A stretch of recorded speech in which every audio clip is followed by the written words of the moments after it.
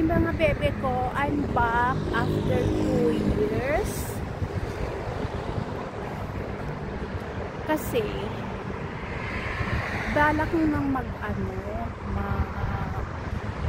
for good diyan sa Pinas. Pag uwi ko, gusto ko talagang mag-charity vlogger. Sana matuto ako. Para makatulong naman ako. Doon kasi sa bayan ng asawa ko. Walang doon. Walang charity vlogger. Kaya naisip ko, ako na lang, pag uwi ko, mag-give back ako ng kahit konti in my own little way. Kahit mag-feeding or magbigay ng groceries. Yun ang pangarap ko talaga, yung tumulong. Kaya sisikapin ko na magawa ko yan pag uwi ko. Kaya gusto ko matuto mag-vlog para naman i-upload ko yung kaganapan.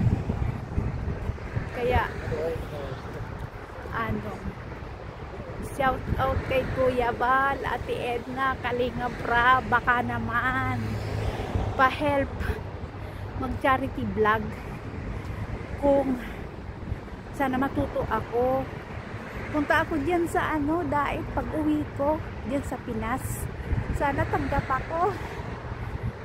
Ay, maraming salamat pala doon sa mga nag-view ng aking bagong upload na short video ngayong araw na to, August 21, 2025. Naisip ko kasi i-upload yung paglakad-lakad ko dito sa kalsada. Sa ngayon na nandito pa ako, ganito lang muna ang upload. Wala akong kung nandiyan sa Pilipinas, punta ako sa kabundukan din, maghanap ng matutulungan. Kaya pangarap ko. Thank you talaga doon sa nag-views ng upload ko ngayong araw na to. Subs mo ako, i-subscribe ko kayo, promise, para madagdagan naman yung subscriber ko pag uwi ko ng Pinas. Yung mga video ko, pagtiyagaan nyo na muna kasi wala akong alam basta i-video ko, i-upload, walang edit kung ano-ano kasi hindi ko alam. Sige na, bye bye mga bebe ko, maraming salamat, God bless sa ating lahat, bye.